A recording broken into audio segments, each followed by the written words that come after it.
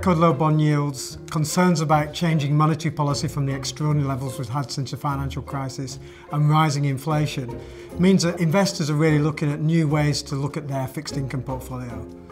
At BMO, absolute return bonds has been a robust solution for some of our clients.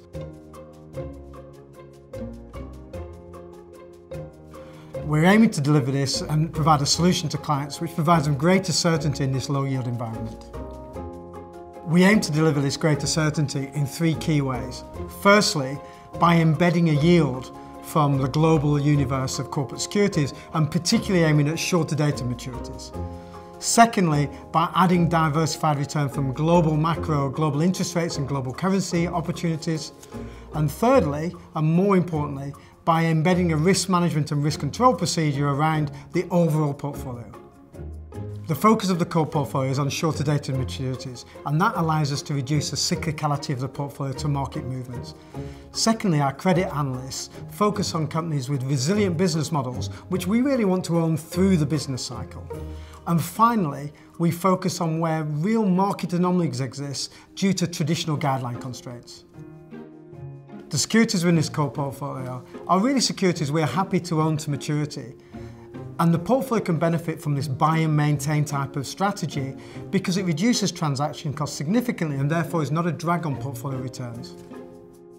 Additional return is generated to the portfolio by utilising our wider investment teams in global interest rates and currency. By utilising these teams, we can get independent strategies and really delve deeply into the anomalies within global interest rates and global currency markets. These teams use derivatives to implement strategies, firstly for cost efficiency, and second to widen the investment universe to give us a much greater opportunity set, and therefore we can create more diversified portfolios from this wider universe. The final point is really, and the most important point for an absolute return fund, is the downside risk management. And here is where we bring in the key investors into an asset allocation committee which meets on a weekly basis. And we're really there to discuss how is the portfolio currently structured, what positions have we got, and how are they impacted by what we're expecting in the future. And we're really there to determine what is the exposure to the key return drivers for this strategy: interest rate management, credit management and currency management, and to make sure the risk budget to each area is appropriately delivered. This team of senior investors are responsible for ensuring that we have the right allocation to interest rate, credit risk and currency risk throughout the business cycle, and therefore the focus on downside risk is paramount, and we meet weekly to ensure this is a continuous process.